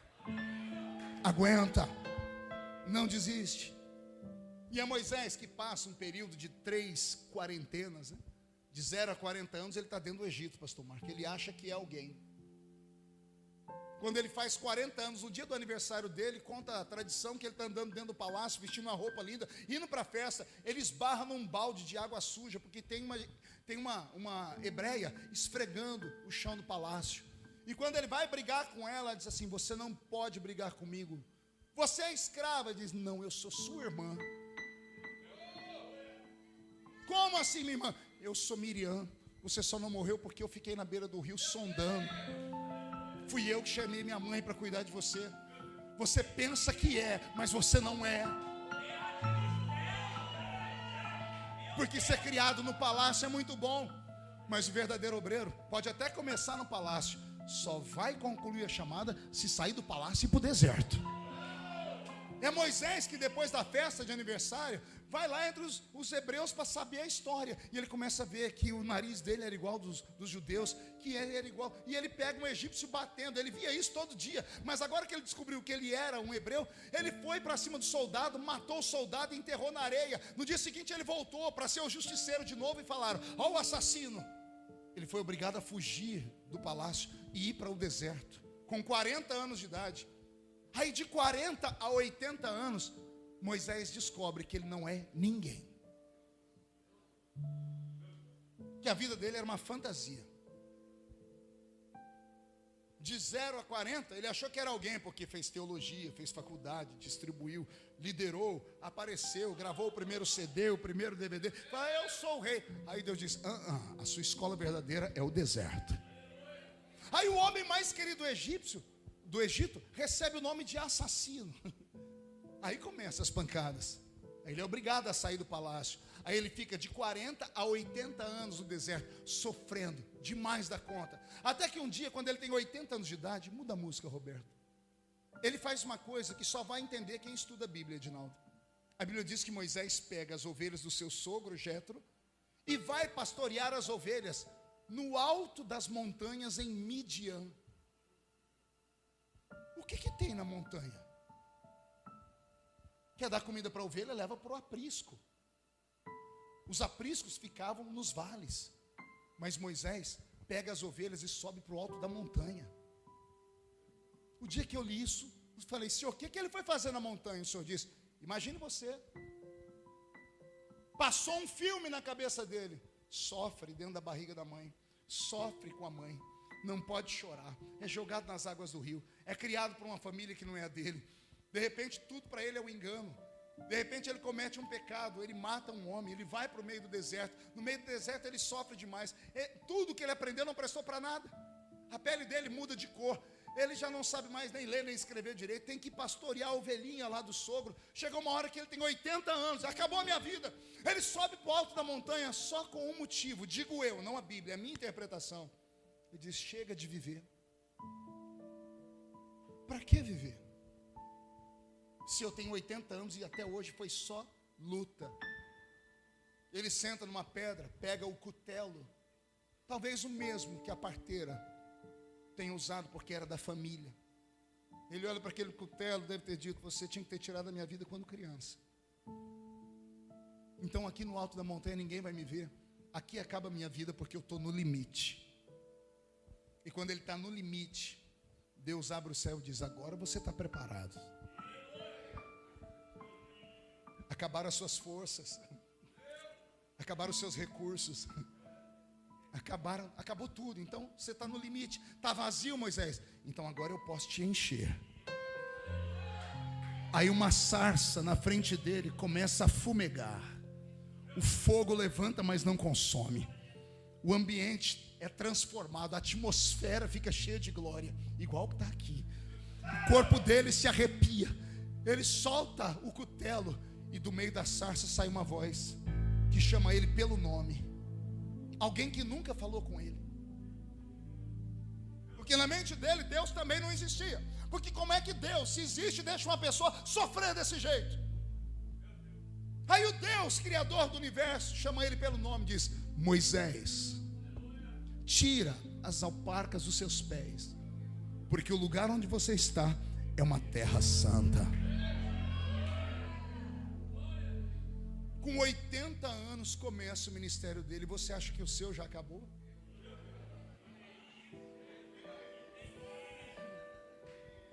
O dele, Nívia, começa com 80 anos.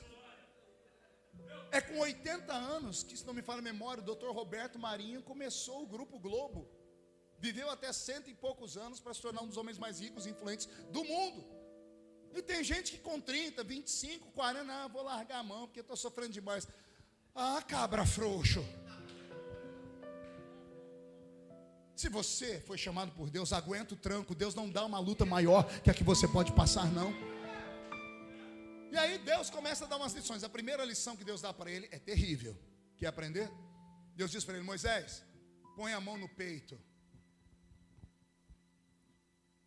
E ele lembra de quando ele estava no palácio. Batia no peito toda hora. Eu sou o filho da filha de Faraó. Bate a mão no peito, mas botei, senhor. Tira a mão e olha. Ah, está leprosa, senhor. É para você saber nunca botar a mão no peito. Nunca achar que é alguém. Porque aquele que acha que é alguém fica leproso. Tudo que toca morre. Por isso que não funciona, ministério não cresce, família não vai para... Porque acha que é alguém, arrogante demais. Não bata mais no peito. Põe a mão no peito de novo agora com humildade. Coloquei, senhor, tira a mão. A mão está limpa? Sim. Só coloque a mão no peito quando você estiver sofrendo. Diga: Senhor. Senhor, me guarda, me perdoa, me protege, Senhor. E aí começa o ministério dele. Todo mundo sabe até onde foi. Ele chega no ápice quando ele abre o Mar Vermelho. Ele entra pelo deserto. Deus usa esse... Moisés é o único homem da Bíblia que Deus escutava os conselhos dele. Você consegue imaginar isso? O Criador parar para ouvir o conselho de um homem de carne e osso.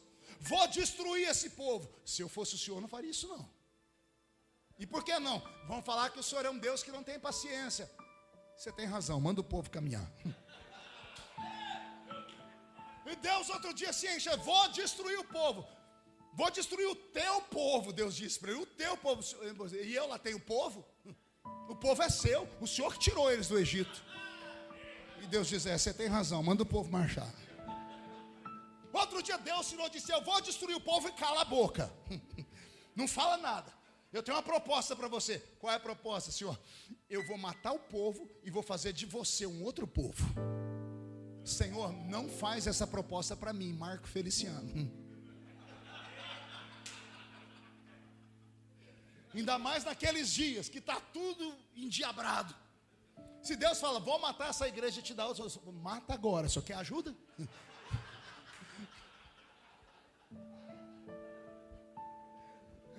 Quando Deus diz para ele, vou matar o povo e fazer de você um outro povo, Deus diz, agora quem é que aguenta uma proposta dessa? A palavra desceu do céu e entrou na cabeça. Antes de descer para o coração, Moisés caiu de joelho, rasgou as vestes e disse, se vai fazer isso, risca o meu nome do teu livro. Risca o meu nome do teu livro, se o Senhor for matar esse povo. Deus olhou para Moisés e disse, com você não tem acordo. Você é pastor de verdade. O bom pastor dá a vida pelas suas ovelhas. Vai, Moisés, manda o povo marchar. E o povo marcha 40 anos andando em círculo na península do Sinai. Quem já foi lá, fica olhando o alto da montanha e diz, 40 anos vivendo aí nesse buraco. Não tem lagoa, não tem água doce, mas tinha uma rocha que tinha perna. Eita. Olha, pastor, isso é heresia, não é, só ler a Bíblia. 3 milhões de pessoas, fora os animais, para beber água no deserto. Haja fonte. Nenhuma fonte suportaria para dar água para 3 milhões de pessoas no meio do deserto, tudo é pequeno. Aí Deus um dia cria uma rocha, põe nome nela, rocha de Meribá. Moisés, pode falar com a rocha, bater na rocha que vai ter água. Israel andava, a rocha andava atrás deles. Quando eles paravam, o povo olhava para trás, ó a rocha de Meribá ali. Para onde eles iam, a rocha de Meribá estava dando água. E só para os desavisados, a rocha ainda está aqui. A rocha disse assim, ó, eu sou a fonte da água da vida. Quem bebe da água que eu tenho para dar nunca mais tem sede. Quem está sentindo a presença da rocha de Meribá aqui? Tá, vamos terminar isso aqui. 40 anos no deserto, um belo dia de manhãzinha. Muda a música, Roberto, me dá o seu melhor agora. De manhãzinha, antes das pessoas acordarem para pegar o maná, acordavam 5:30 da manhã para pegar o maná. Antes de pegarem o maná, Moisés está na tenda dele e entra aquela voz suave dentro da tenda, Moisés. Sim, senhor, preciso falar com você. Pode falar, senhor. Aqui não, sobe na montanha. Qual delas, Senhor? Sobe no cume do Monte Pisga, que está de frente de Jericó. Senhor, a montanha é alta, eu sei. Umas 7 horas andando a pé, eu sei, estou te esperando. O Senhor tem paciência comigo? Por quê, Moisés?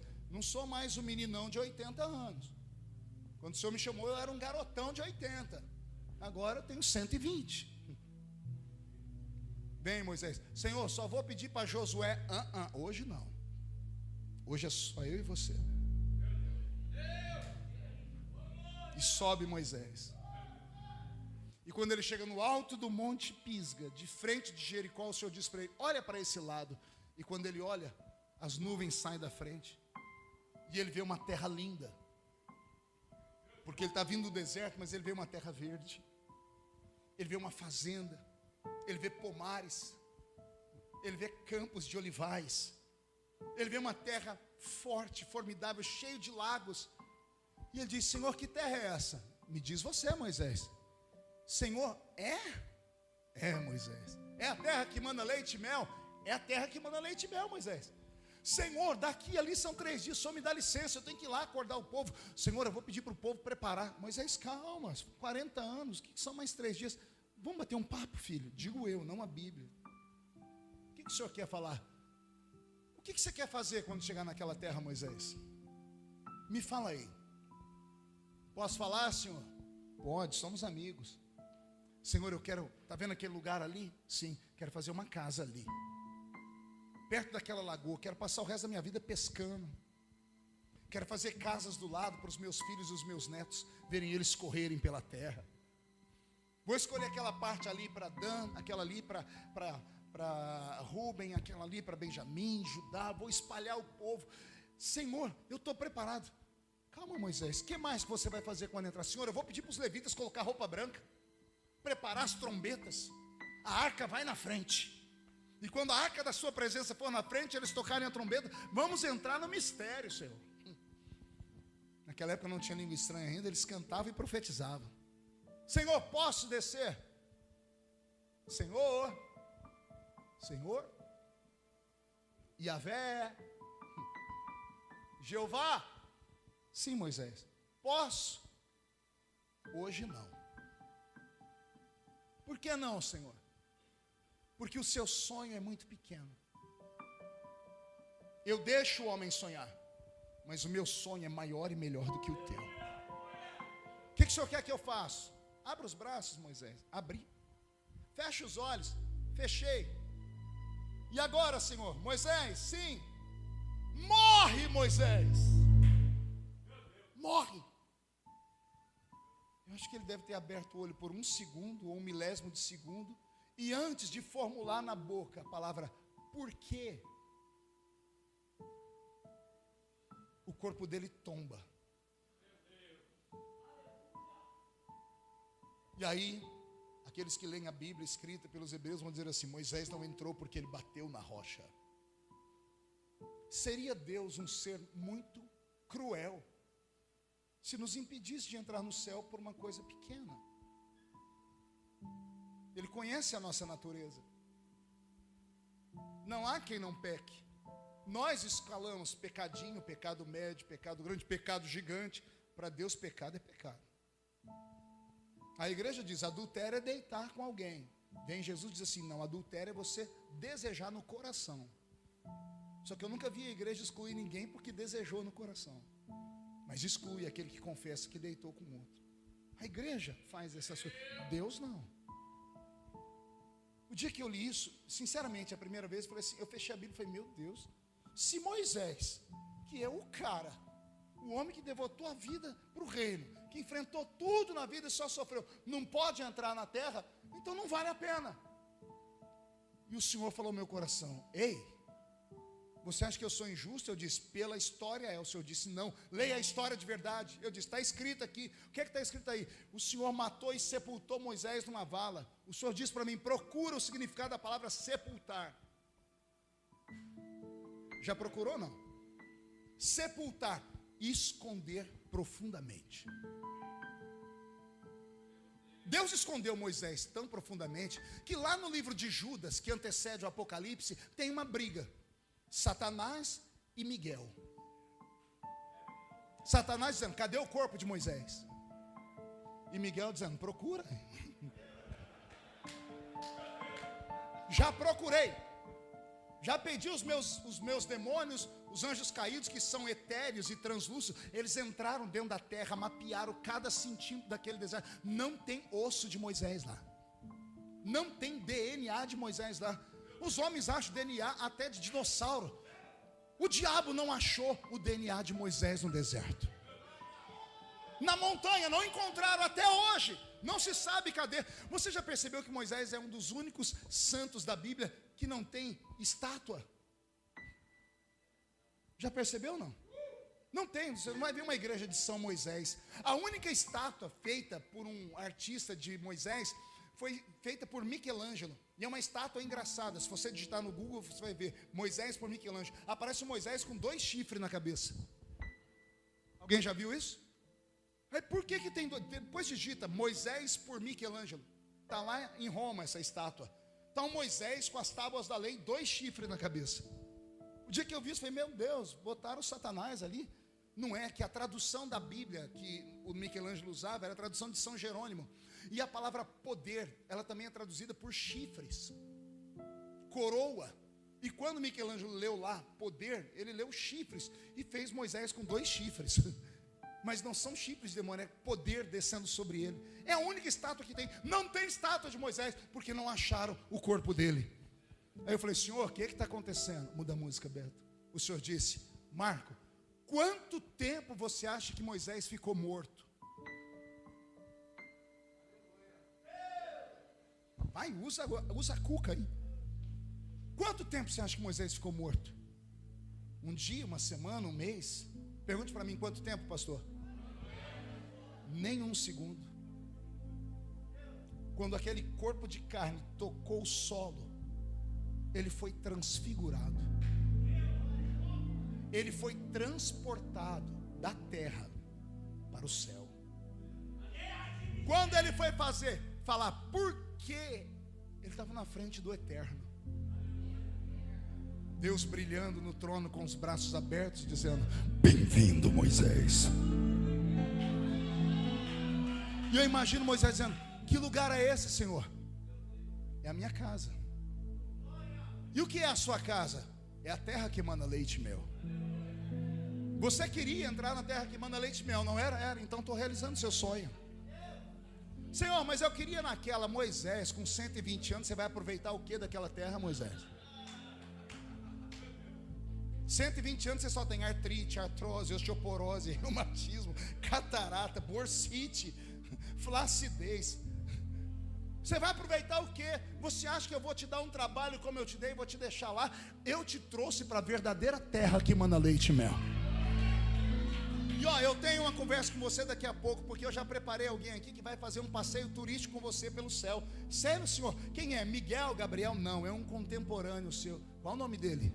Elias, o que foi arrebatado ao céu, que não provou a morte. Aí está lá Elias mostrando para o céu: olha, aqui é esse lugar, aqui é a Nova Jerusalém, aqui é onde vai ser a casa do pastor Marcos Pereira, olha que bonita. Ali é a casa do outro, essa aqui é o armário onde estão as coroas dos santos. Depois que Elias deu um passeio pelo céu, ele chegou: Jeová, já terminei. O passeio lá no relógio de Deus durou pouco tempo, mas aqui na terra, como o relógio dele é diferente do nosso, levou quase 3.000 anos.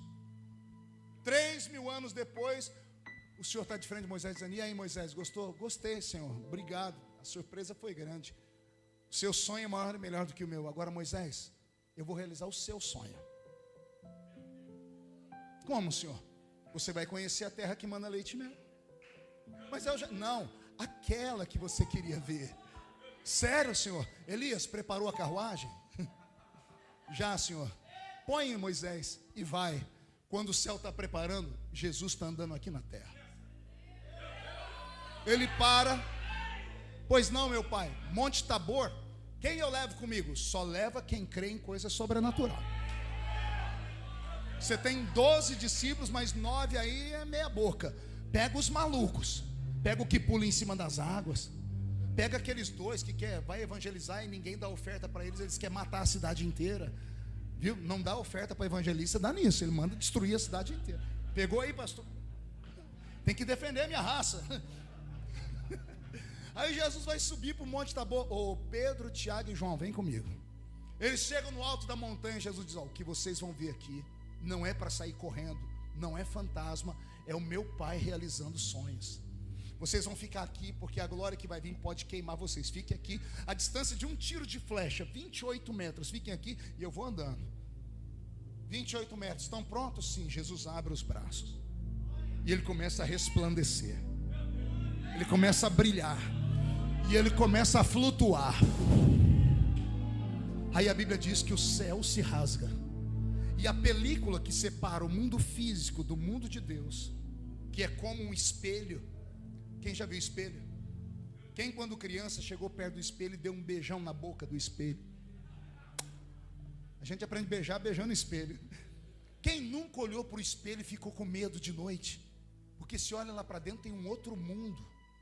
Aí você tenta atravessar, não vai. O mundo de Deus é assim, é separado por uma película. Aí a Bíblia diz que Deus rasga a película e o mundo de Deus se revela para o mundo dos homens. E quem é que vem vindo numa carruagem? Moisés e Elias. 3.000 anos depois, olha o velho Moisés entrando na terra prometida. Ele está junto com Elias e Jesus fala com os dois. E o Senhor diz: você representa a lei, você representa os profetas. E Deus gosta tanto da reunião que ele diz assim: o meu filho é maior do que a lei, é maior do que os profetas. E depois de ver a terra prometida, os dois desaparecem. E eu termino a pregação dizendo que quem trabalha para Deus não perde. Talvez não vai acontecer como você quer. Nem sempre é como a gente quer. E por isso a gente se frustra. Porque os sonhos deles são maior e melhor do que o nosso. Não desista da sua chamada. Vai dar tudo certo. Você crê? Fica de pé comigo.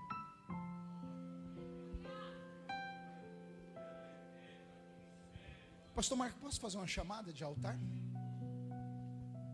Eu sei que é muito difícil para um pastor chamar pastor para vir no altar, mas eu queria que hoje os meus pastores e as minhas pastoras, obreiros, tivessem ouvidos de ovelha, esquecessem a posição, a nomenclatura na carteirinha, fechasse os olhos. E eu queria fazer uma pergunta para você: como é que você está? Está tudo bem? Está com dúvida da sua chamada? Moisés vai ensinar para nós essa manhã o que fazer quando está em dúvida. Um dia em dúvida ele subiu a montanha, não muito alto, e disse: Deus, o Senhor está comigo de verdade? Estou, Moisés. A minha chamada é divina mesmo? É. Então me dá um sinal. Que sinal, Moisés? Me deixa ver a sua glória. Ver a minha glória, Moisés? Quem vê morre. Depois o Senhor me ressuscita. Deixa eu ver a sua glória. Deixa eu ver a sua glória. Eu quero ver a sua glória. E o Senhor diz: fica na fenda daquela rocha ali. Eu vou passar de costas e você vai me contemplar pelas costas. Saindo dali, a Bíblia diz: e Moisés se aproximou de Deus que estava na escuridão. Nem sempre Deus está na luz. Às vezes Deus está no meio da escuridão, da tempestade. E eu queria orar somente com homens e mulheres que tenham a coragem de dizer para si mesmo: de vez em quando vacila a minha fé sim, pastor. E eu queria ter um up. Eu queria ver a glória de Deus de novo. Eu queria ver a sarça arder de novo.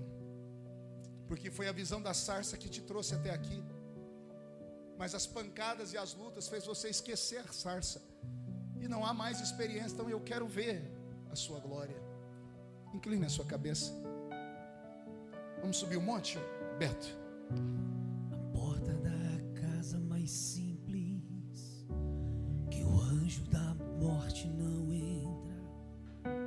A estrada que corre pro mar, o vento que abre o caminho é você.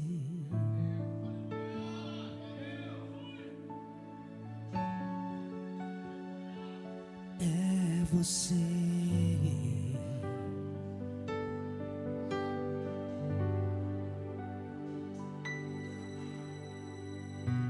A nuvem que aponta o destino é a mesma que encobre o passado. O pão que sacia a fome, a rocha que mata a minha sede, é você.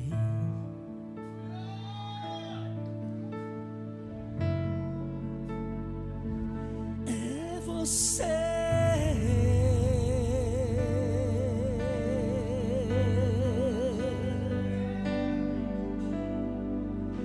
mais perto do monte, mais perto da face, me espanto com o peso da tua glória, mais perto da glória, é mais perto da morte, e o medo quer me parar. Então me tira o medo que me faz dizer: Moisés, suba em meu lugar. Me faz entender que a tempestade é você, chuva forte é você, vento forte é você, e o que me faz tremer as pernas, a porta aberta é você, mas a fechada é você, é tudo sobre você. Mais perto do monte, mais perto da face, me espanto com o peso da tua glória. Mais perto da glória, é mais perto da morte, e o medo quer me parar, então me tira o medo e me faz dizer: Moisés, suba em meu lugar. Me faz entender que a tempestade é você, chuva forte é você, vento forte é você, e o que me faz tremer as pernas, a porta aberta é você, mas a fechada é você, é tudo sobre você. Eu vou subir o monte, eu vou subir no monte que muitos desistiram, e vou ficar lá até te encontrar. Eu vou entrar na casa e vou fazer morada, e vou ficar lá até te encontrar.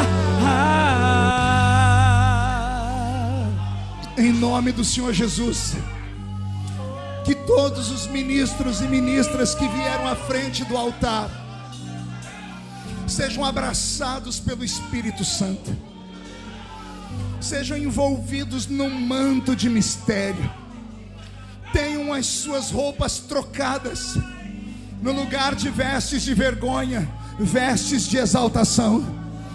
Que o Senhor troque os calçados nos pés que estão feridos por levar o Evangelho. Troque o Senhor esses sapatos velhos por sapatos de fogo. Que o Senhor coloque uma espada nova nas suas mãos, espada flamejante. Que o Senhor coloque um capacete novo sobre a sua cabeça e te proteja contra os dardos inflamados do diabo. Que o Senhor te transporte no vento do Espírito, que você voe nas asas dos querubins, que quando esta reunião terminar e você sair daqui, saia possuído pelo temor e pela glória do Senhor Deus. Haverá mudança, haverá fé, haverá alegria, haverá mistério, haverá crescimento, haverá glória. E eu digo isso em nome de Jesus. Os que estão ajoelhados, fiquem de pé, por gentileza. Os que estão de pé, levante a mão direita para o céu, de olhos fechados, e diga comigo em nome de Jesus: tudo que o diabo levou, a minha alegria, a minha confiança, os dons, eu quero de volta.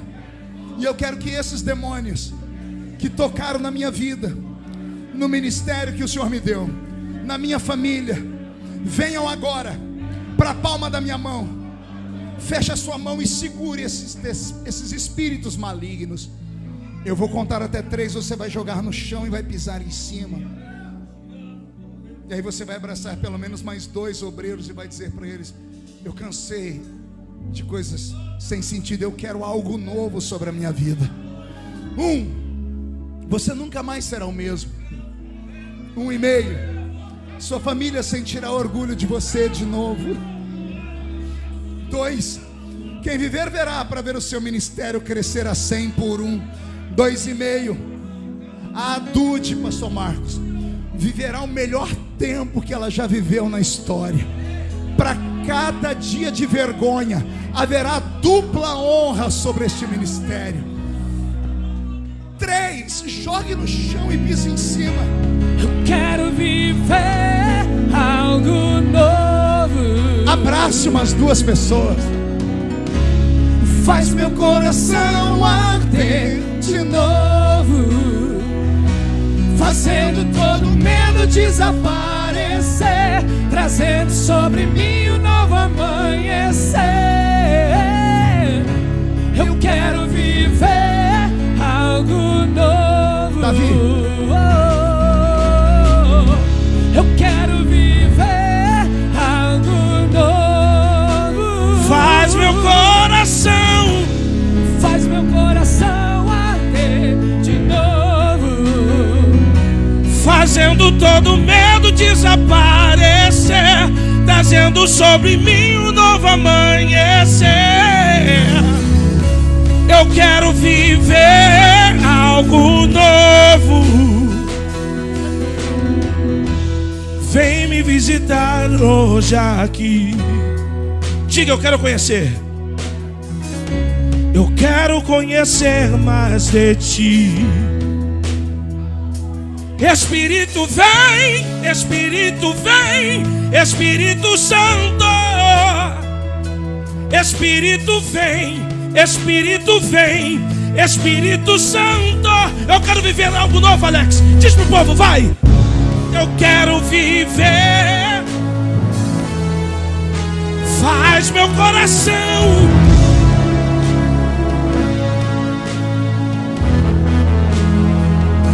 fazendo todo medo desaparecer, trazendo sobre mim um novo amanhecer.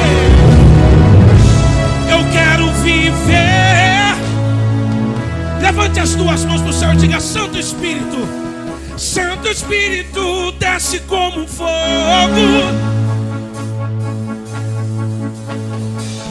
incendeia, incendeia.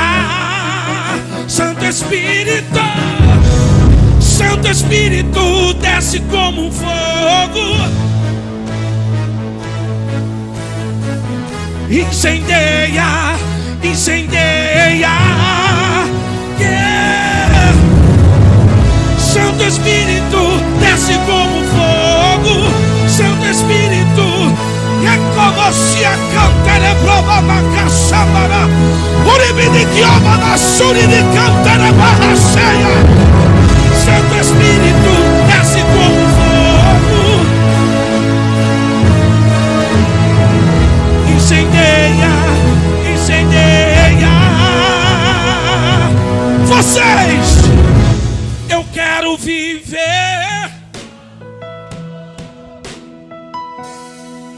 Aleluia, Deus. Aleluia. É a presença de Deus. Eu quero convidar os irmãos, pastores, para estar conosco, se for da vontade de Deus, na próxima segunda-feira. Vai ter o mover de Deus aqui. Os irmãos estão convidados. Se der, vai jantar comigo lá em cima. Talvez não cabe todo mundo, mas se der, vão jantar comigo na segunda-feira. E dia 22, quinta-feira, nós vamos fazer um grande evento em Lucas, na Praça de Lucas, ali numa comunidade do estado do Rio de Janeiro. Vai sair 2 ônibus daqui, várias caravanas. Nós vamos estar ali fazendo um trabalho no centro de uma boca de fumo, para que Deus venha transformar a vida. Vocês estão convidados a estar conosco e orar por nós. E nós temos cultos, segunda, quarta, quinta e o domingo, e temos eu quero convidar os pastores para estar aqui numa consagração toda quinta-feira, 8 horas da manhã.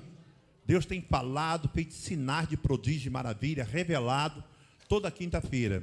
E saiba, os amados pastores, bispo, apóstolo, os irmãos que aqui se encontram, estou maravilhado de tê-los aqui, estar junto com os irmãos, sentir esta presença. Quero agradecer também o Anderson. Cadê o Anderson? O Anderson, Feitosa. São pessoas que eu amo, está aí com o delegado de polícia também. Louvado seja. Esta igreja aqui é um mistério de Deus profundo, né, irmão? Aqui tem de ex-traficante a delegado, deputado, juiz, desembargador.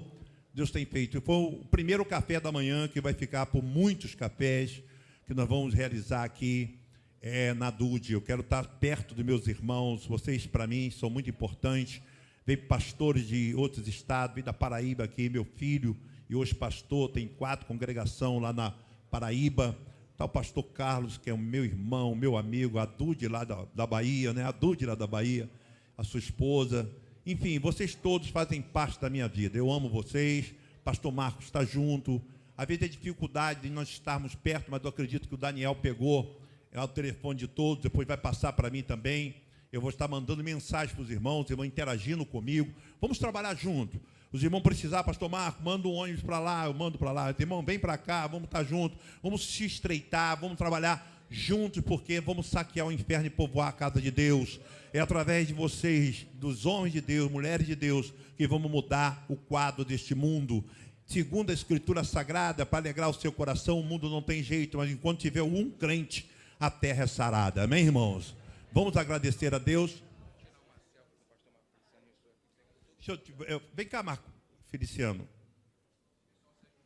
Junta todo mundo, dá a mão, todo mundo. Dá a mão, fica melhor que fecha tudo. Dá a mão, fecha o corredor. Dá a mão. Eu e Marco vamos tirar. Deputado Paulo Ramos, vem cá. Tem mais alguma autoridade aí, algum deputado? Felipe Pereira, pastor Luiz Carlos, Nívia Silva, mamãe. Vem cá, filha, fica aqui do lado do pastor Marco Feliciano. Do lado. Esse aqui é mistério de Deus. Fica do lado aí desse homem de Deus. Tira uma foto. Levanta as mãos dadas a todo mundo, todos os pastores. É vídeo? Faz foto e depois faz um vídeo com o Marcos falando alguma coisa. Pronto. Vídeo. 3, 2, 1. Brasil, só faltou você. Vem para a Dude, porque a bênção de Deus habita nesse lugar. Deixa o Paulo Ramos também fazer um vídeo. Eu quero seguir.